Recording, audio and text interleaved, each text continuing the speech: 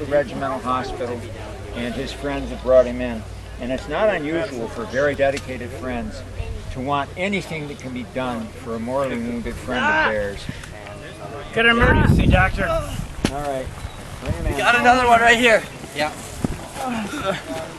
Where do we put him? Bring him around. Bring him around. Down this way. Head over here. Yeah. Okay, bring him over here. Get him. Bring him up. Get him over. Get him over. Get him over. Get his head up there. Now, soldier, this man has probably been hit with a fragment of artillery. He's been eviscerated. His bowels are out. Is there anything I can do for him? Yes, there is. I can stop his pain. Soldier, listen to me. Can you hear me, son? Can you hear me? Son, you've got something I cannot fix. I'll have the chaplain write a letter home. What would you like your folks to be told? I faced those aggressors. I faced them. Anything else you want your mom to know?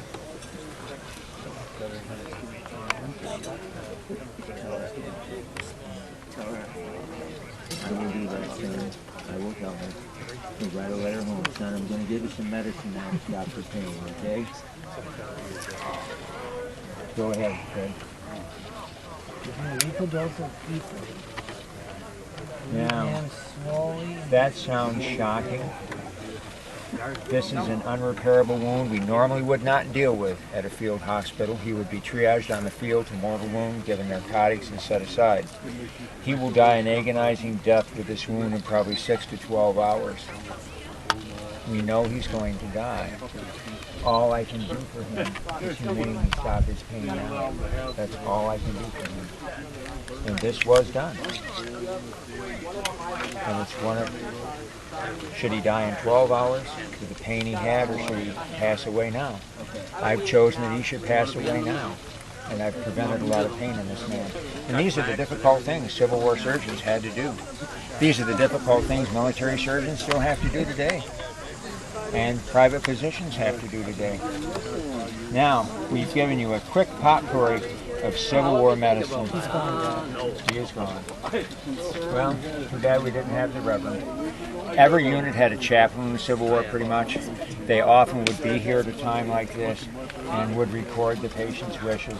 And they were often, probably 70% of the men did not have functional literacy. And the chaplain or other people in the unit, their friends, would write letters home for them. And that would be what was done here. Now, you've been a great audience. Any questions at all? Okay, I'm going to, yes. Did the term bite the bullet come from this? It's just like giving whiskey for the anesthetic. It's bull crap. Yeah.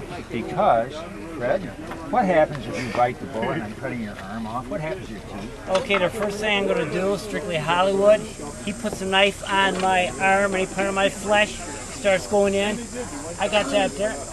I'm going to fling my mouth wide open in pain. Chance I'm going to swallow this bullet. Or break his teeth off.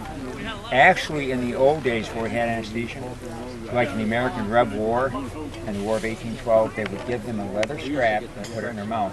And that allowed all the dentition to close the port. You didn't break the teeth. There's no way you can aspirate the belt. Now, that was pre-anesthesia. None of that was needed. But that's where the expression comes from, but it's a misnomer.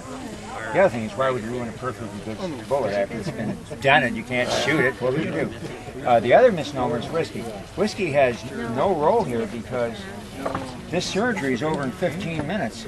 If I had to get you good and drunk to chop your leg off, it'd take me at least 45 minutes. I don't have time for that. Plus, if I get you good and drunk, just about the time you're having your successful surgery, you barf, you're laying on your back, you aspirate, and you die. I've done you no favors.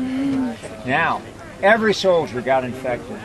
Our hands touched these instruments. Fred, if you would give me the Dr.